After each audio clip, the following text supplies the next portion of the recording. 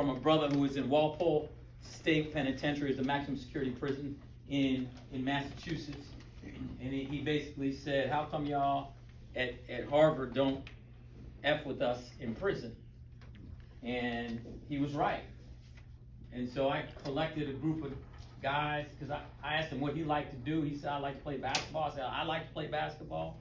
So we set up a basketball game. So I called the warden and I was like, hey, we're going to play some basketball. How do we do this? The warden was like, I'm not sure.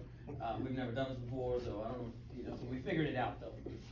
And I got a guy who was in school with me, who I played basketball with a lot, named Barack Obama. I said, Barack, come on with me.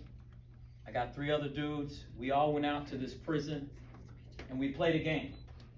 The whole prison lined the court, and they betting like, y'all N-words any good?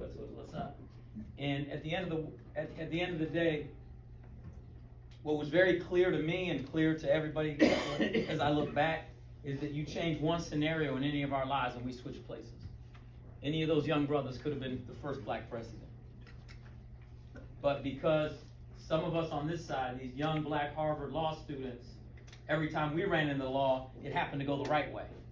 They happened to, we got the right officer, not the wrong officer.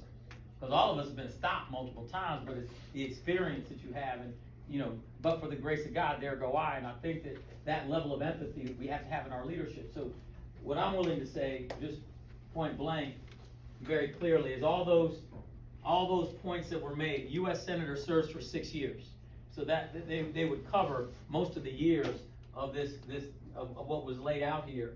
And if you don't have representation, getting the resources back. And let's be very clear, U.S. Senate is truly 100 people that decides where $7.3 trillion goes.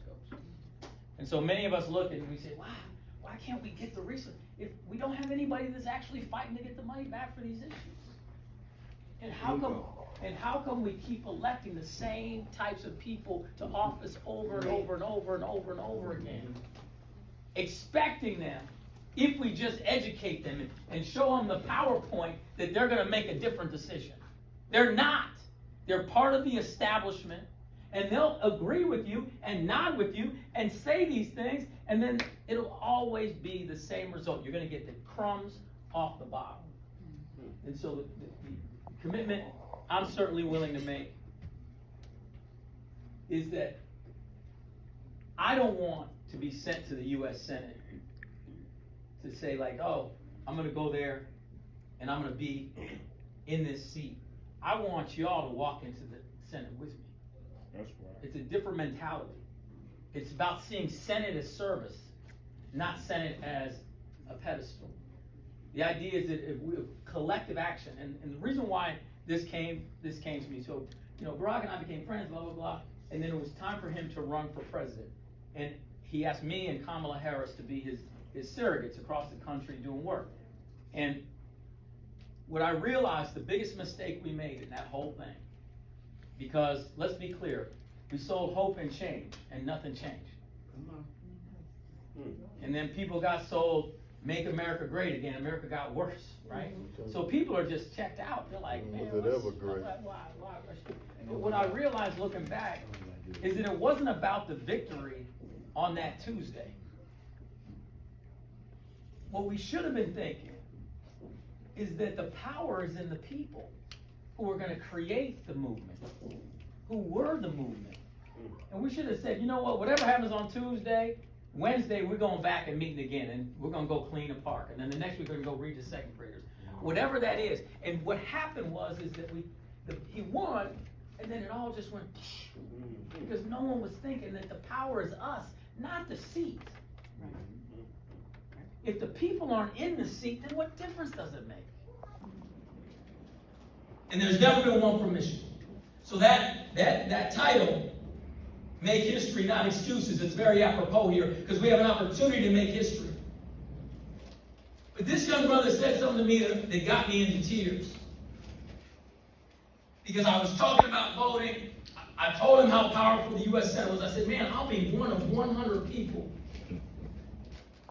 that decides how $7.2 trillion is allocated every year. The president doesn't decide that.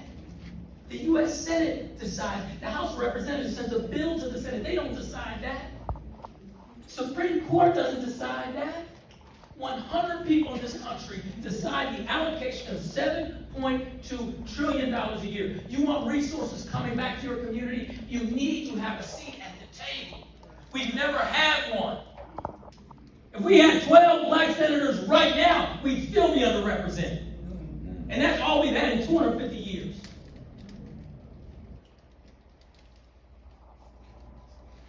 I just need one more vote than one other person. What are we doing? People should be on the rooftop shouting about this. I could bring hundreds of millions of dollars here. Do people understand that? I don't think people get it. And people want to talk about what we don't have. And we have empty lots, boarded up buildings, schools that are broken. People act like putting double pane windows on dark schools is a renovation. What are we doing? And this young brother says to me, on the east side of Detroit, he says, man, you convinced me that I should vote. But I want to tell you, when I walk in there, what names do I write down on the paper? And I literally, I'm going to start right now. He's never even seen a ballot. He said, man, I don't want to look stupid.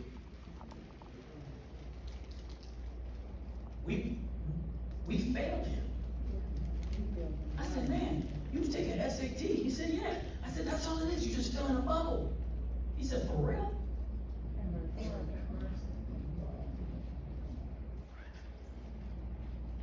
And I had to check my assumptions.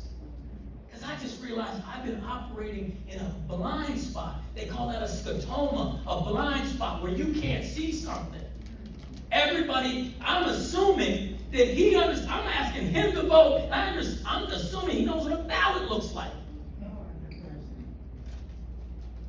So why would you ever walk into some place where you're like, I don't even know what I'm going to do, and I'm going to look stupid, and I don't want to ask the person whose name to write in.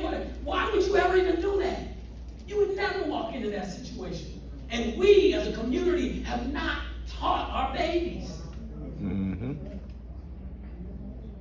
So I called my office right when I said, I want a digital version of a ballot now.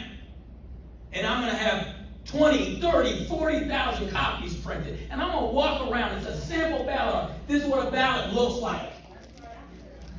You can do this in 4 minutes. Ain't nothing easier. What are we doing? Are we literally going to just play on the margins? We can't do this, y'all. We have to. We got 28 days to grab everybody you know and say you're going to have to participate. Everybody's got a cell phone. Everybody has one of these. You can be your own campaign manager. You don't have to ask anybody permission. Go into your address book, look for 100 people, and say, I'm going to go down the list for 100 people and make sure they vote for 10 people. That's 1,000 people. 1,000, 2,000, 10,000, 20. There's probably 50 or 60,000 votes in this room if everybody just went with the first 100 people in their phone and made sure they tracked those 100 people to do 10 people. You can even do 3 people a day. You don't even have to do all of them. But if we're not willing to do that work, if we're willing to just sit back and think that, well, listen, Hill, I vote, my one vote is going to do it, it's not going to do it. Because you all are in this room, of course you're going to vote. That's not the problem. The problem is that young brother who's never seen a ballot.